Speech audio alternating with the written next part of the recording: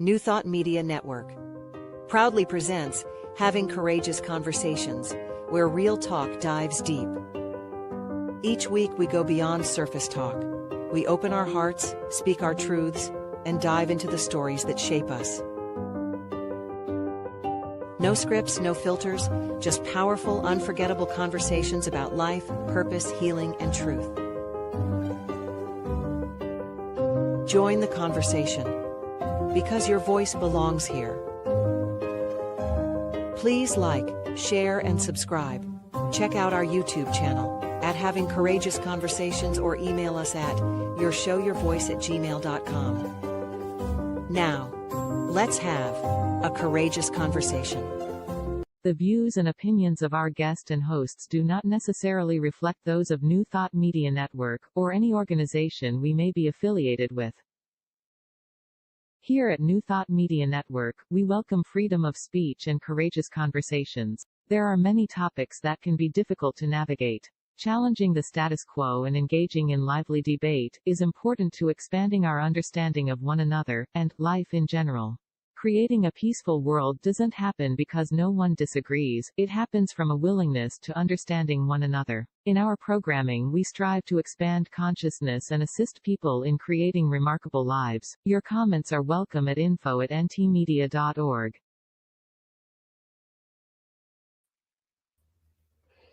Good afternoon and welcome to Having Courageous Conversations. Such a wonderful way to end a Wednesday, that hump day. And I just want to begin just by sharing a little bit of information. Okay, I had everything open and now I don't. Isn't that the way? My apologies, everyone. So we've changed the name of the show. So Having Courageous Conversations is a heartfelt online series where we explore the transformative power of honest dialogue. Rooted in authenticity, compassion, and spiritual awareness, this show invites voices from all walks of life to engage in meaningful conversations that matter. Conversations we often avoid, but deeply need. Born from the reflections of Out of My Mouth and the soulfulness of Spirit Cafe, this space is for those who are ready to speak up, sit with discomfort, challenge assumptions, and connect deeply with themselves and others. Sounds wonderful. And today's show is called It's Not All Bad News, a veteran reporter's perspective. And now I invite Marg to introduce today's guest. Thanks, Barbara. Yes, I'm looking forward to talking with Valerie. First, I will say a little bit about Valerie, and here she comes onto the show too. Valerie Hill is a 21-year veteran reporter with the Waterloo Regional Record, retiring in December of 2019. Well, I think I would debate on the retiring part. She has covered hard news, courts, politics, everything except sports. But her heart has always been in telling people's stories. Valerie continues to write the weekly obituary feature Lifetimes for the Record, and she has a number of other writing and editing projects in the works. Valerie has recently joined the board at Unity Kitchener, and she serves as the secretary. Thank you very much for that, Valerie. So now we're going to have a conversation with Valerie. And before we start, I just want to say that I was at a gathering with Valerie where some people were talking about the media. And I have to admit that I was sort of on that bandwagon too, even though I don't watch the news because it's not good for me. Not the news is not good, but I just don't absorb it well. And people were saying, oh, the media this, the media that, it was all negative. And Valerie had a different opinion on that. And I said, I'd like to hear more about that. Would you be interested in coming on the show of Courageous Conversation? And she said, yes. So Valerie, please share. Oh, okay. Did I put you on the spot? Sorry, I didn't realize. Yeah, okay. This actually all turned. I've been a member of Unity off and on for a number of years, and I've sat almost quietly when I've heard even ministers complain about the media and saying that essentially the media has no part in their lives and that it brings nothing but bad news. And I've heard this so many times, and finally it came up again. I was on one Sunday morning and I'd had enough. I said, that's it. I'm not being quiet about this anymore, because it's not true. It is just simply not true. We serve such an important part of any community, and people just, I don't think they really understand what would happen if there was no media. And when I talk about media, I'm referring to journalists. I'm talking about television, radio, and print. And I'm a print journalist. And the three different kinds of media, we do our jobs very differently. The print tends to be, we have the option, we have the great fortune of being able to go much more into depth with any of our stories.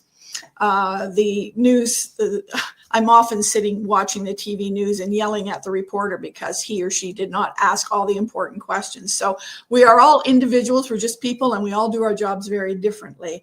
But I am the first one to be a cheerleader for the media.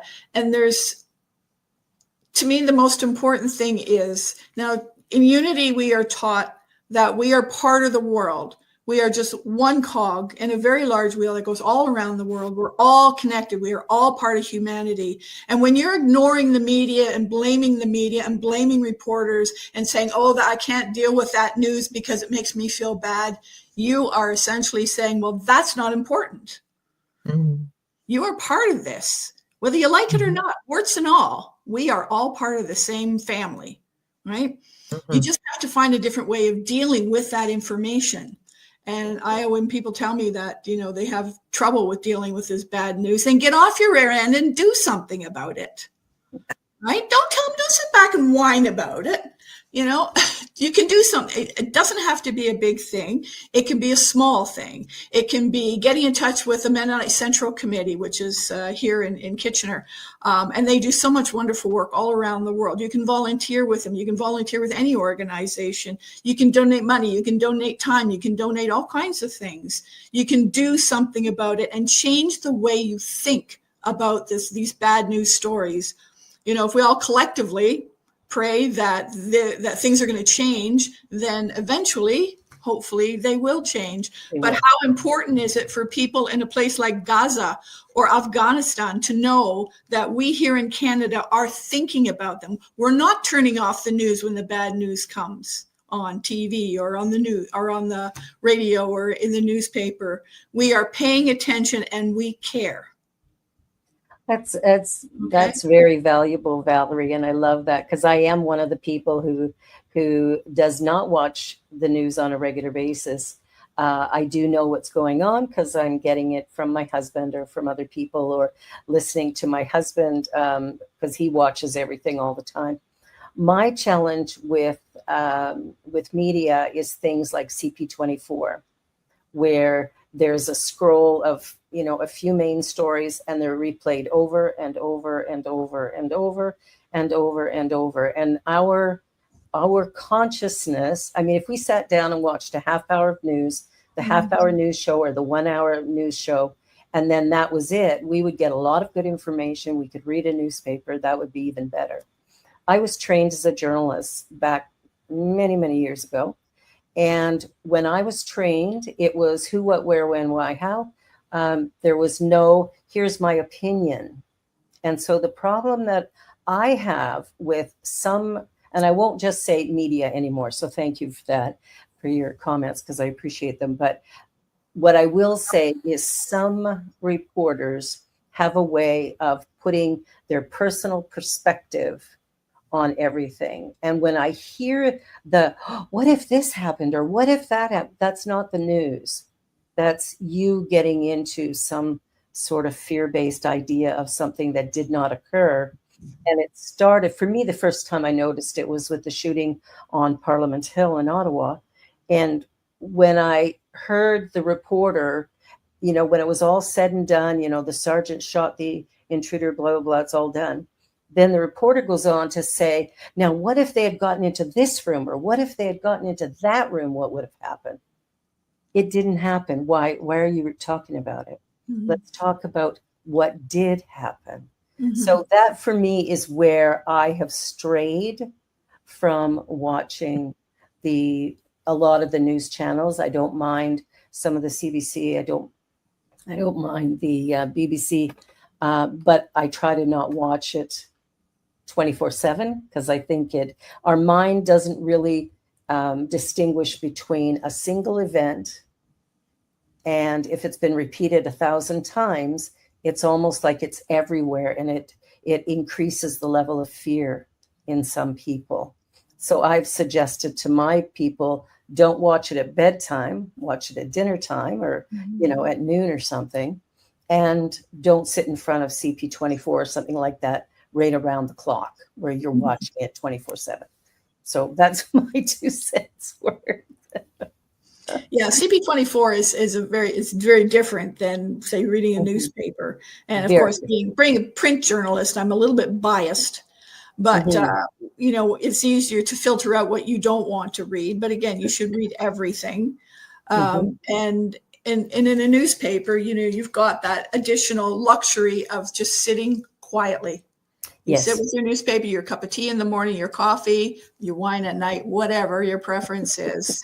And you're engaged, you're one-on-one with that very tactile sensation of holding a newspaper in your hand. I was trained in newspaper as well. Plus I worked for the Calgary Herald for 10 years. Yeah. Okay. And, so you know what I speak. Yes, I have a newspaper background, and my training was newspaper journalism, and I loved it. Mm-hmm.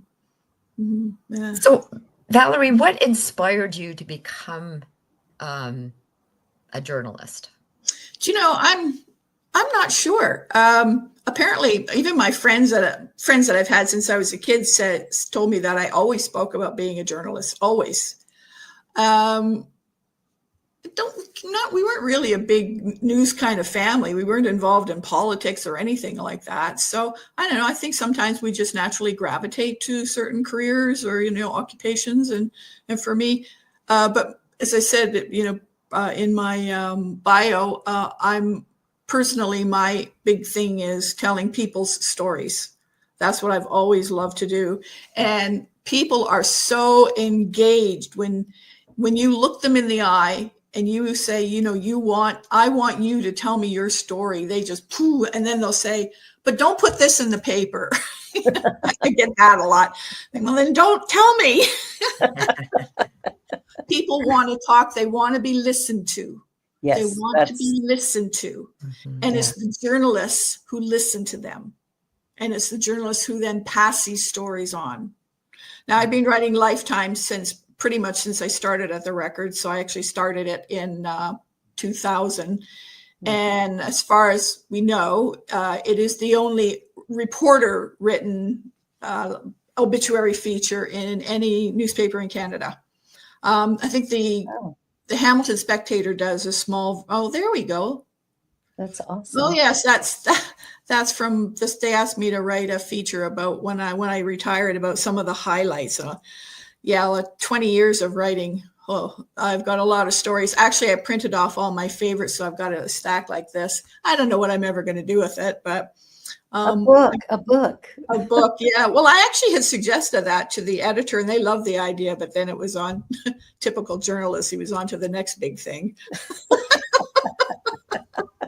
Well, there's always another story. There's always another story. That's right. So. But I love telling people stories because even when I was a little kid, when I was 12, we moved from Toronto to a farm outside of Acton. And my favorite thing was I was always following the old farmers around and asking them to tell me stories. And they were thrilled having this little kid who was actually interested, because everybody else in the family had heard Grandpa's stories 100 times. But I really wanted to hear them because people are so freaking interesting. Yes, we've done so many interesting things. And like recently, the Lifetimes that I wrote for this week was a doctor, and her friends graduated from the University of Toronto in 1962. And you can imagine what it was like for young female not journalist. She became a surgeon, and they, they really struggled. They had. She said, I was talking to one of her friends, and she said, well, there were some of the men in the course that supported us, but for the most part, they put up roadblocks. But they did it anyway. But they did it because they held fast to each other. They supported each other, and I just picture them as these little warriors, and brilliant women, absolutely brilliant. And they weren't about to be told what they could and couldn't do. Those stories. And I love writing stories about the really quirky people. I really like writing stories about cranky people too. There was one lady that I had called her daughter, because I read in her obituary. She had been a school secretary at one of the local schools here in Kitchener.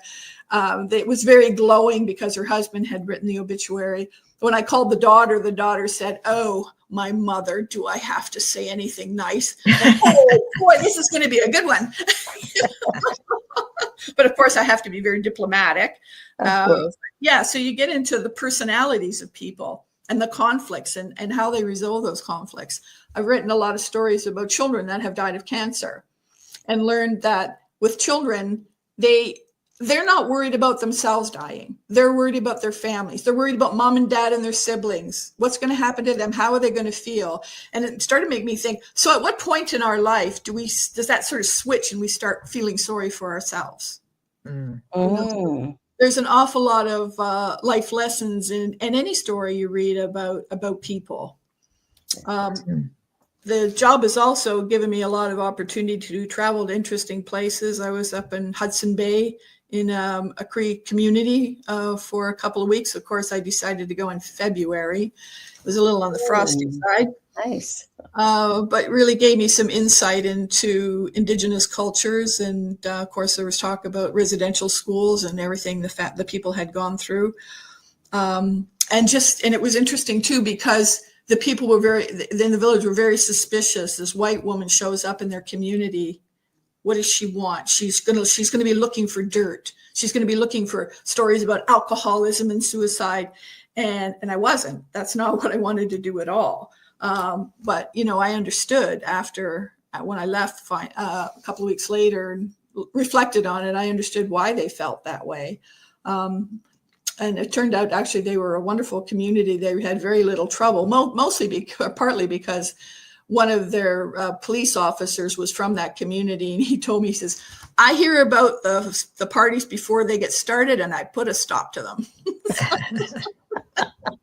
So what did you write about when you were there? What did you write about? Well, I was there because there was, if anybody knows what an outpost nurse is. So the government has a group of women that they usually work in regular jobs. They have hospital jobs. They work in medical offices and such, but they're on a roster through the outpost nurse. And they might get called to somewhere. Well, they usually get called to really remote areas because they don't have any medical facilities up there. So I was up there with a nurse who was from Guelph, and she was this adorable little short Scottish woman who was totally fearless. So the Record flew me and a photographer up there to spend the 2 weeks with her and with the community too. It was very, very enlightening, and even just talking to her. And so I didn't know anything about these outpost nurse. So the thing is, when you've been a reporter as long as I have, the brain is full of so much information, and I just can't help it constantly regurgitate it, whether people want to hear it or not, And like I said at our gathering the other day, no matter what you need, I got a guy. I know somebody. I know somebody who knows somebody. Yeah. I see Deja's posting. Excuse me for 1 second, Barbara. Deja's posting and inviting people to make comments or ask questions, say hi. And I'm going to, say it out loud. If you have any questions for Valerie, please post them, and I'm sure she will answer. Mm-hmm. Now I just put you on the spot there, Valerie. But anyway, go ahead, Barbara. I think Valerie can handle it. Yeah, ask me anything. I'm good with that. Ask me anything. Yeah. Now, what was I going to ask you? My mind just took a vacation. Oopsie. Oh my gosh. I can ask a Go ahead. question while Go ahead. you find that again. You were talking about the doctors, and I think having a challenge that with men. So they needed to, you know, I am woman, hear me roar. Yeah. And what about being a reporter? Oh, Is yeah. there Well, guess what we would have been covering in those days? We were in the women's section, and we'd be doing fashion and who was visiting who. And I mean, there were a few, very few, but there were a few female reporters that were actually on the front lines. And they did an incredible job. But I mean, women can get into places that men couldn't too, you know, using our feminine wiles, which I understand is a thing. I've never had it before, but but I'm sure you know that they were really able to get into places because people tend to trust women. They do. Yeah, they do. people should know different. I don't know. Yeah, it's interesting. It's interesting.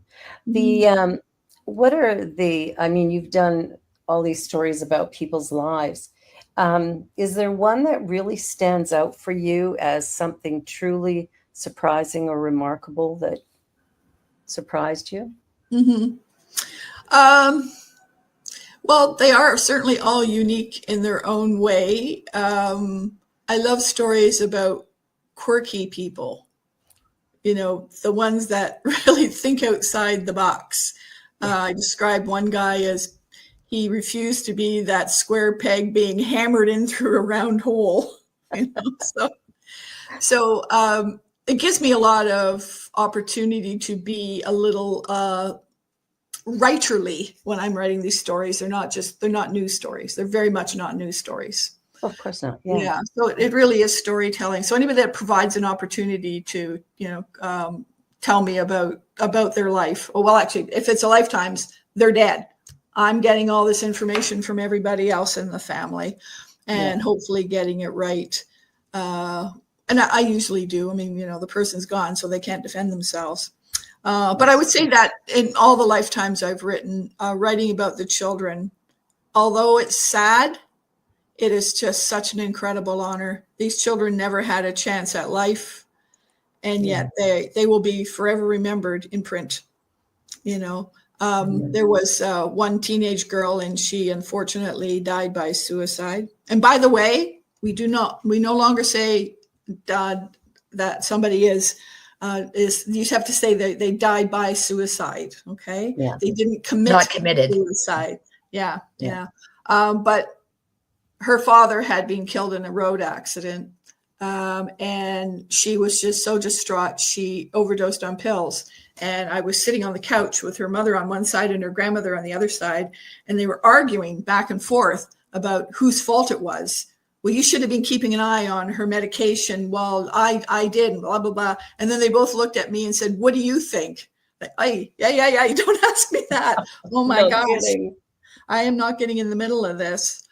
But yeah, definitely telling these children's stories.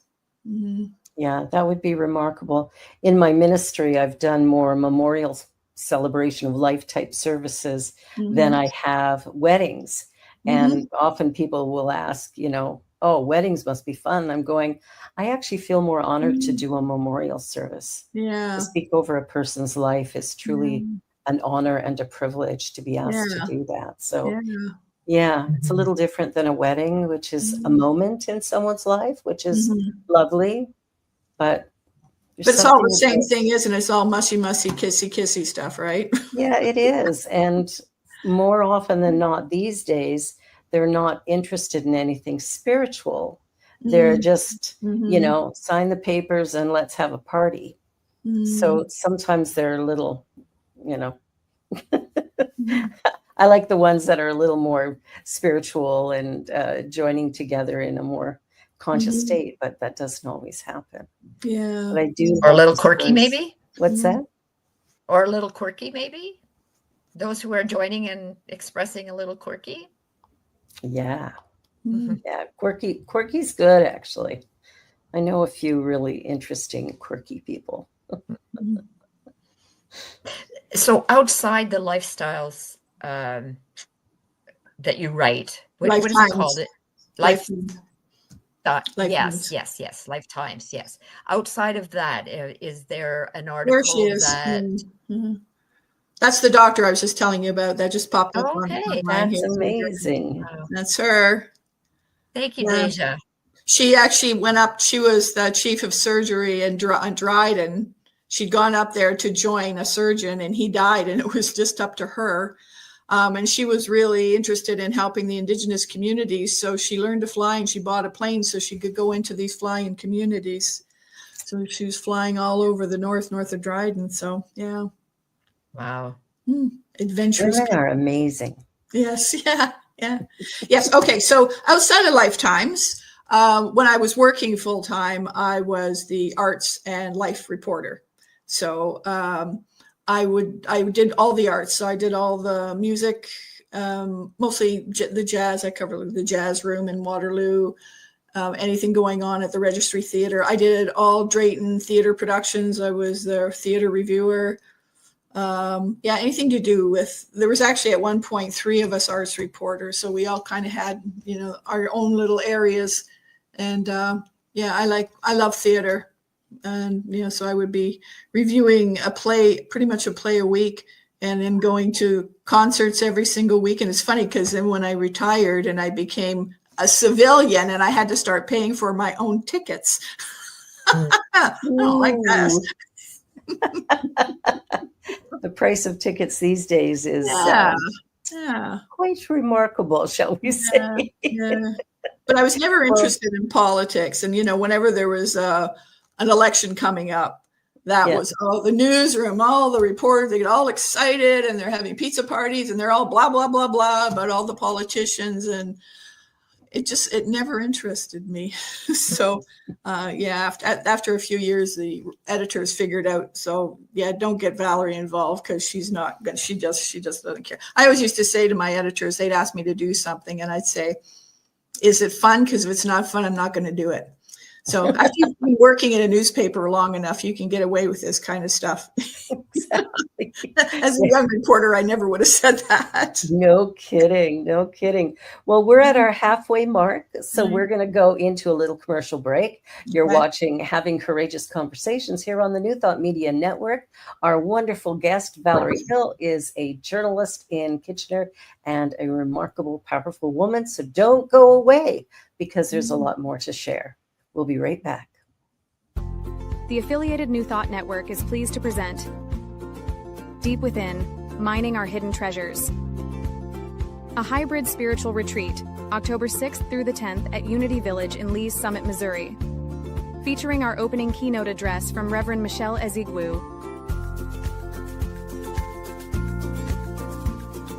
Our Tuesday evening Raise the Roof experience with Reverend Dr. Martha Creek. Special musical artist Ricky Byers.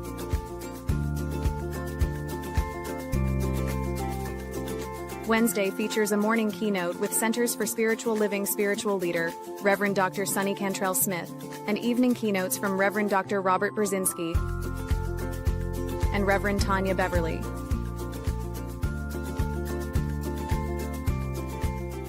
Reverend Dr. Janine Burns rounds out our keynote speakers on Thursday morning. Visit www.antn.org for more details. Virtual and in-person registration is now available. We would love to see you there. ANTN, connecting the New Thought community through consciousness and love.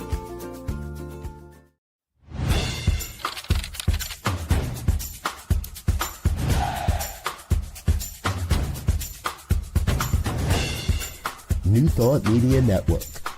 We are a global broadcast network of positive music, media, and entertainment, inspiring humanity's evolution along the journey of enlightenment and creating a world of love, peace, empowerment, and prosperity for all. New Thought Media Network. Positively inspiring.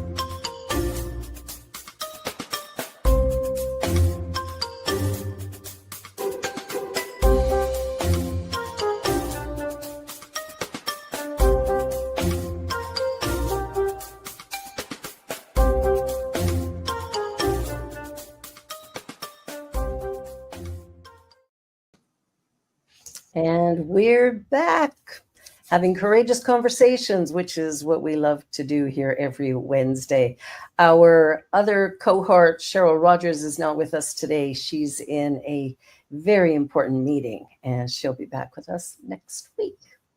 All right. So I was just wondering, Valerie, is there anything that you have really wanted to do as a journalist, but as yet have not been able to get to, or been invited to, or had the opportunity, or whatever?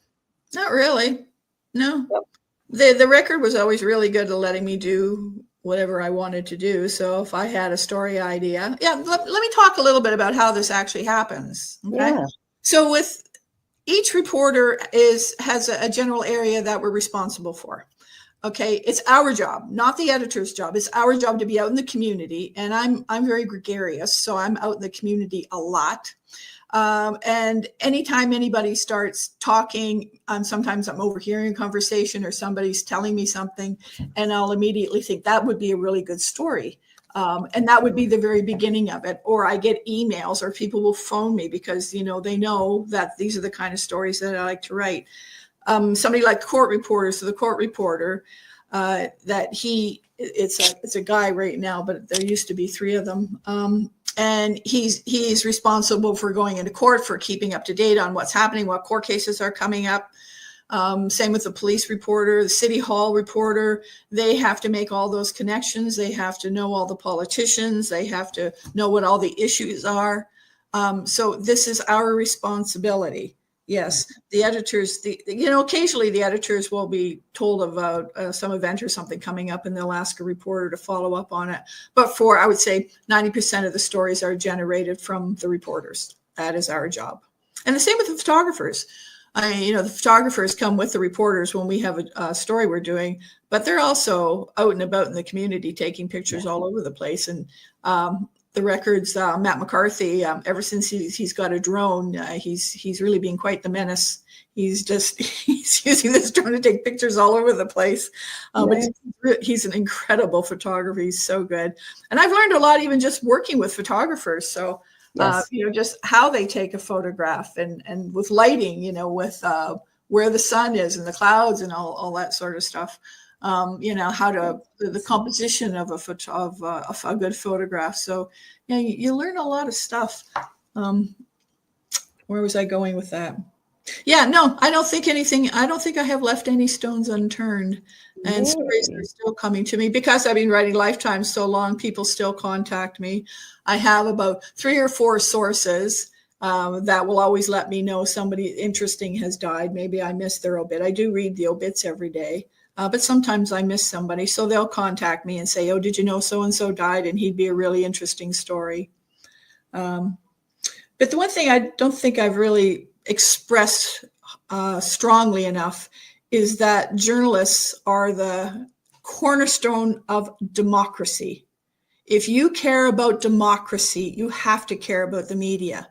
So don't stop reading the Record. Don't stop watching television. If we don't have the support of the community and there is no newspaper, who's going to be sitting at City Hall? Do you know what those people are going to do if they know there's no reporters watching them? Do whatever the heck you want. And that's going to affect your pocketbook because the taxes are going to go up and they're going to be pulling all kinds of shenanigans. They know we're watching. They know we're going to report to the public. And sometimes they're almost on their best behavior because of that. I love that perspective. Yeah, it's like having the 2-year-old with the 2-year-olds in the room playing by themselves, and it's awfully quiet up there. And sure enough, you go up there, and the room's all torn apart, and his little sister has a haircut now, and is covered with magic marker. Yes, and I speak from experience. But yeah, we really are critical to a democracy, and you can see what's happening in the States with the crumbling of their media. And we don't ever want that to happen in Canada. No. So even if you're going to complain about the Record's lousy service in terms of getting your newspaper, walk down to the corner store and pick up a copy. You have to support the news media. That's all there is to it. If you care about your community, doesn't matter what's going on in Toronto. It matters what's going on in your own backyard. Yeah. Mm-hmm. Hmm. You've given me food for thought. And I'm Good. That's my job. Yeah, I'm going to say something that's coming from ignorance here. But if I use Facebook as an example, and all of these things that are popping up, not your beautiful pictures, Valerie. I'm not talking about Okay, that. okay. I know it's, but there's all this fake news that comes up, and I'm tempted to click something that seems interesting or like, oh my God, that's happening, but I don't, because I know very likely it's fake news. So how, talk to me about that. Okay, so I'll give you a perfect example. Our lovely prime minister, it popped up on Facebook that he's a marathon runner, and he was in a race in Halliburton on the weekend. So I didn't click on that for the very reasons, because I don't know if that's real. You go to a legitimate news source, go to CTV, CBC, any of those legitimate sources, and if the story's there, then you know it's real. And it turns out it was real. Him and his wife really did go on this race. So yeah. So yeah. I do find that some of the stories that pop on Facebook are entertaining, but it's not news. But there are legitimate sources out there. You can always find out the real story easily enough. You can even go on the rec. Oh, there he is. Oh, wow. Deja, you're amazing. Wow. Look at that. Isn't he cute? Great photo. I love that. Yeah. I remember as a young person wanting to be a journalist and actually wanting to be a war correspondent. I was baffled by war and so intrigued to look at it from a different perspective, and then, made some bad choices possibly as a teenager, and, kind of put a lot of things on hold for a while. But I think the idea of the travel and things that can be done depending on the area that you're working in can be really rewarding as well. Not just, it's a work thing, but there's a lot of learning that comes from travel and meeting different people and seeing different cultures and how they operate. Absolutely. Was there any particular person or culture that you really found just really juicy? You just absolutely loved it. You wanted more and more and more. Was there one that stands out? Yep. And I'm still supporting her. She's 25. Yes. Her name is Mohai. This was in 2010. I was working a long weekend for which I had volunteered, and my assignment was to talk to the owner of the Walper Hotel in Kitchener, because his company, they were donating money to build a school in Uganda. And so I went to interview him, and he'd been to Uganda a couple of times, and I'm quite adventurous. So I thought, I think I'd like to do that. So I contacted the agency that he had gone to Uganda with, and they said, sure, yeah, we'll arrange all that for you. So I did a big fundraiser, and I went to Uganda. I paid my own way. The money was for the school that was going to be built. And I was in Uganda. Unfortunately, I only had 2 weeks to be there. But on my last day, I went to visit a high school just outside of Kampala, which is the capital city. And I was really sick. I had this horrible cold. And the school had hired a paparazzi guy to follow me around, taking pictures of me blowing my nose. It was quite disgusting. But anyway, the kids performed for me. They had a performing arts group. And one girl, I just looked at that face, and I know that's my daughter. I just know that is my daughter. And she has been ever since. And she was only 15 at the time. Yeah. And she's now in her 20s, and I've been supporting her ever since. And that was the beginning of it. So I came back to Canada, and I said to my friends, we've got to bring these kids to Canada and they can perform here. I mean, talk about naive. I mean, the kids in Uganda didn't even have birth certificates. So, but I'm going to explain how all that transpired in my next talk. But because of that, I've been going back and forth every year, and we've done so much for the school that we helped to build, and we're continuing on with that work. And at the center of it always has been Mohai. Yeah, she is just a very special young lady. And I've been trying to figure out how to bring her to Canada, but so far the government has been thwarting my efforts. Mm. Yeah, but you know, sometimes you just see somebody's face. That's Yeah. it. You just know. You just know. Mm-hmm. I was in Kenya last year, Mm-hmm. and I got pneumonia while I was there. I was going to a Mm-hmm. CSL conference, Mm-hmm. and wasn't able to attend the conference because I was so sick. But the woman behind the desk in the hotel gave me her WhatsApp number on her cell phone so I could phone her if I needed anything. There was no phones in the room. And it was remarkable. This girl, her name was Charity, and just the most beautiful young woman. We're still in contact, and I can't wait to go back. Mm-hmm. She just, I get how someone can touch your heart through their kindness or just through the energy they bring, and it's really powerful. So yeah. And it's also about attitude, because I had a very open attitude about things like this. There was another reporter who had gone to a different part of Africa a couple of years earlier, and she hated every minute of it. And she couldn't wait to get back to Canada, and she will never step foot on the continent again. She was terrified while she was there. And she said to me a few times, I don't understand how you could do that. I don't know. That was just her perspective. She found another one. Holy cow. There you go. Look, that's my lead. Once you experience Africa, you won't soon forget it, especially the warmth of the people.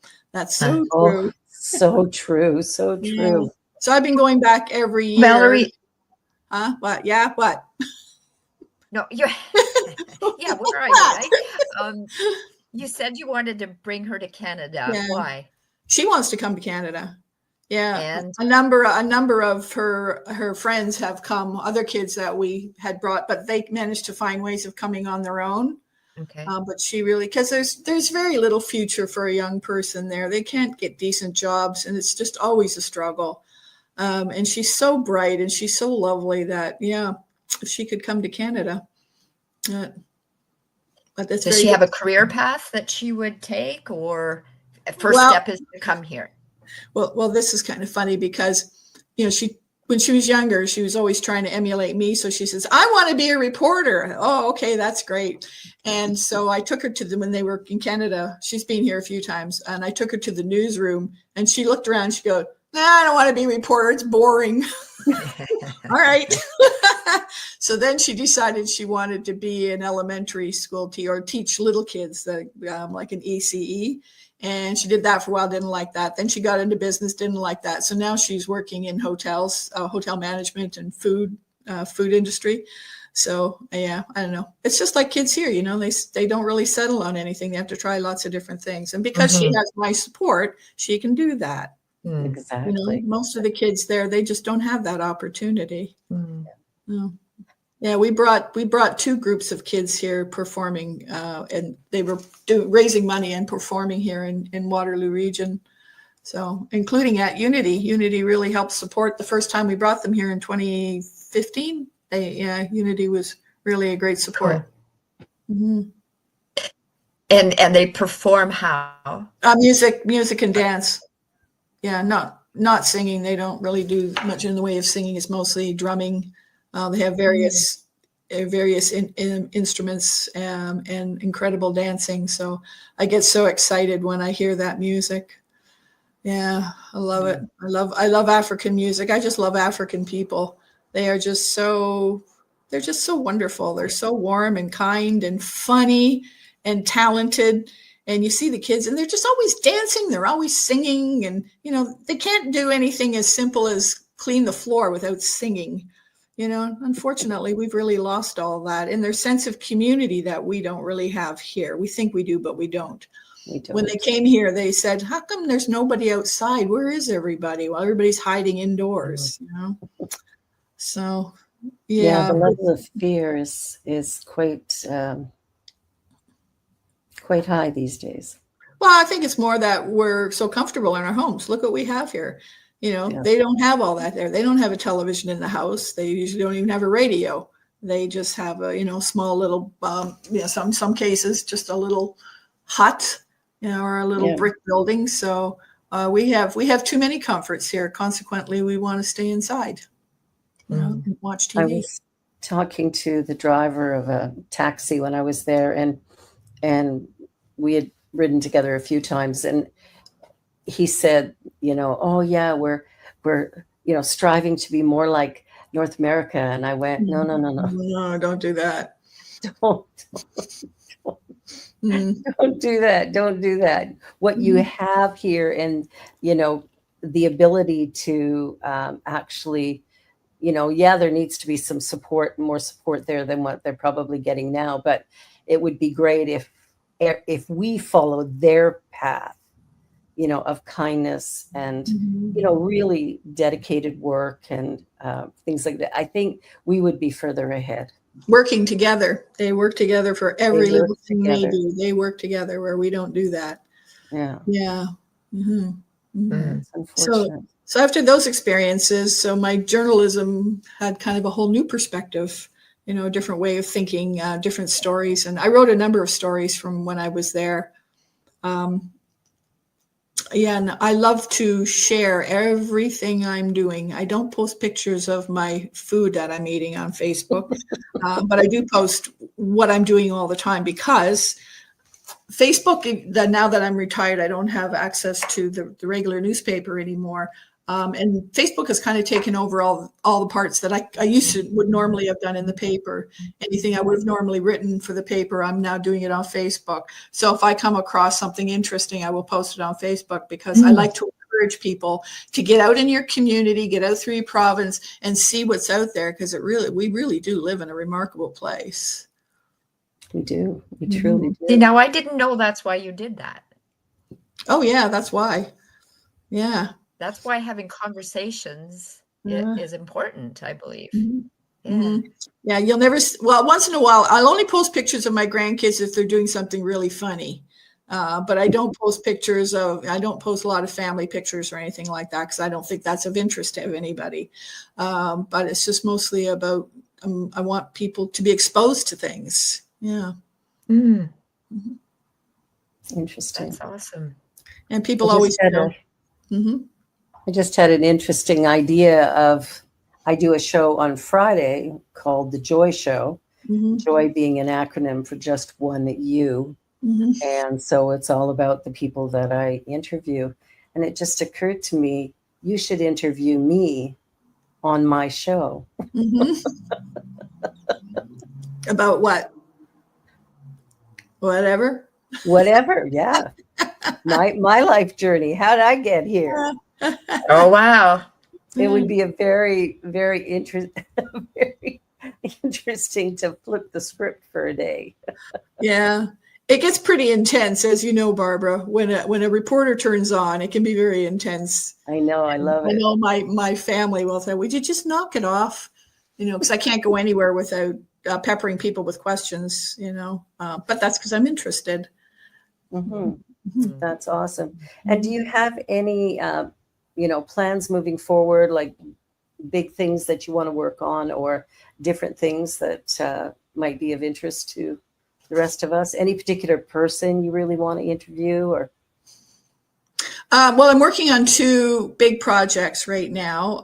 One is I received a writer's grant from the region to write a biography on this Afghani human rights lawyer who lives here in Kitchener. And the book is about her story from the time she was a kid in Kabul until how she ended up in the refugee camp in Pakistan and then ended up in Canada.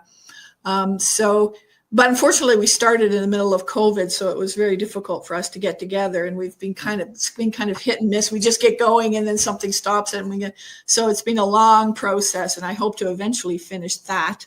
And then the other project is a young man. Oh, he's not that young. He's in his 50s. He's young to me, but he had reached out to me for one of my lifetimes. There was an organization. It was a Catholic organization in St. Agatha, west of Kitchener, where they used to run a orphanage. And he grew up partly in that orphanage, but they were really good to the kids. They had little houses. There was 5 houses, and they run it like a family. And one of the parents of each house had house parents, and they were the ones that took care of the kids. Anyway, Lorenz was part of that. He was a little kid there. So I interviewed him when that house father died a few years ago. And then he reached out to me a couple of years ago, and he said, I'd really like to write my own story, because when I learned about him, I thought, you've had an incredible life. You really have to learn about it. You have to write about it. So we've got together, and I'm going to write the foreword in his book. And he's actually working on his PhD in archaeology. He lives in Vancouver. So I'm going to be helping him with the writing process. And it's just a remarkable story. So I like to do that kind of thing as well, as to, if a writer or if somebody has it and they want to write their story, but in their own words, they're not going to hire me to do it. I'd like to help them to do that for them, to write their story. And in his case, because he is a prof, I told him, number one rule, mister, do not write like an academic. Make it interesting. Think in terms of storytelling. Yeah. Can you briefly tell us what the house that you were talking about? The Catholic organization? Yeah. Yeah, so it was a regular Catholic orphanage. It was a great big stone building where all the nuns lived and where all the kids lived. And there was a new thought that maybe this wasn't the best place for these kids. So they built these little houses. There's 5 cottages on the property. They eventually tore down the original building, the big stone building. And they hired a house parent, and often the house parents would have their own kids. So the wife would stay home, and her kids would go to school with all the orphans that were staying with them as well. So each house might have 10, 12 kids, and the house mom was responsible for providing them with at least one meal a day, and then they would eat in the big hall together. But it was the first time a lot of these kids had that sense of family, sitting around the table together. And it's with the mom and the dad. And, dad would go off to work. And in this case, Lorenz's house dad, he was an accountant. So he worked for the CRA. So he'd go off to work every day. It really was a wonderful place for these kids. And it was very successful. But then, of course, things changed, and they decided, well, no, this is not the best way. After all, we should actually have these kids go out to foster homes. And they closed that whole facility down. Now, a couple of the nuns, they ended up down at the Mother House in Waterdown, if anybody knows about that place. And one of the nuns is still alive, so Sister Janet. So I went down there and spent an hour and a half just chatting with her. And she was so lovely. I love chatting with her. So she was telling me all about the facility and its successes, and then her life too. So yeah, it was great. Wow. Mm-hmm. That's awesome. Well, we're down to our last 5.5 minutes. And how we like to close the show is to just ask each one, what do you think the most important thing people need to take away from this conversation? You're asking me? Support your reporters, support your newspaper. Oh gosh, can I bang that into your heads any harder? Support us. We're important. Gosh. You know what? You know this book? She's a journalist. She was a journalist. She even talks in here about the importance of the media. So it's just not coming from me. Like she says, checking out completely, turning off the news, turning our backs on our fellow humans doesn't help anyone. There. It's not just me, it's her. And so says Valerie. And Ellen Davenport. And Ellen Davenport. I love that because I sort of knew what you were going to say when I asked the question. What about you, Marg? What do you think the most important thing to take away from today is? How has it touched you? Well, I will consider what Valerie has said, and I might choose to pick up a paper, and it's not because I don't support people. It's just I know me. but I'm always open. So I will consider what you're saying, Valerie. You don't have to read every story. You can just read the good stuff. The Lifetimes runs every Tuesday. So at least pick up the Tuesday paper. Tuesday paper. Okay. Tuesday How paper. about I commit to doing that? Okay. And I will be grilling you, so you better actually do it. There will be a test. I'm not a rule follower. No, I don't care. Rule promises. I do follow through with my promises, though. Good. And Barbara, you. And me, well, I'm sort of rethinking my comment of ignore the media. No, I often have told my students, just shut the TV off and go outside and do something or be with somebody. Plan your life outside of that. But I always like to think of putting the news into perspective. So if you're going to watch it, like you said, don't get your news necessarily from Facebook. Could be right. Maybe it is, maybe it isn't. But take the time to take a look at a newspaper, because I believe what you're saying, newspapers give a more complete look at a story than any news channel ever could. Mm-hmm. They just don't have the time for it. So if you're wanting to get just, a little dose of it, pick up a newspaper and read it and go from there. So I think I'm committed also to going and picking up a newspaper here in Toronto. So I'll figure out which one. I've got my neighborhood newspaper. I don't know if that really counts though, but sure. That I'll read. But I'll get one of the dailies and take a look. I did love the newspaper business, and so being a journalist, just followed all my passions. But this is also one to be able to talk to people and to share a positive teaching with them that can improve their lives. So that's my thing. Thank you, Valerie, for being here. You have been a treat. And, you stick around for a minute afterward and we can have a little chat after the show. And for everybody who's been watching, thank you so much. And be sure to like, share, subscribe, and tag us. Come on, a little hashtag there. That would be great. Keep us at the forefront of what you're thinking and doing. New Thought Media Network is providing wonderful, positive, and powerful content. And you can watch it 7 days a week, not just this hour. So thank you for watching. Thank you for being here. Thank you, Valerie. Thank you, Marg. Cheryl, we'll see you here next week. And for everyone watching, be sure to share this with somebody that you love, that you care about, because I really do think it's going to make a difference for our definite democracy that we live in. So take Valerie's words and give it a try. Thank you, everyone. Bye for now. See you next time. Bye. On behalf of everyone at New Thought Media Network, thank you for being a member of our virtual family. Your financial contributions help share the New Thought message with people from around the world. Please visit and contribute at www.ntmedia.org/donate. New Thought Media Network, come be you. And please like, share, and subscribe. Until next time, peace and blessings.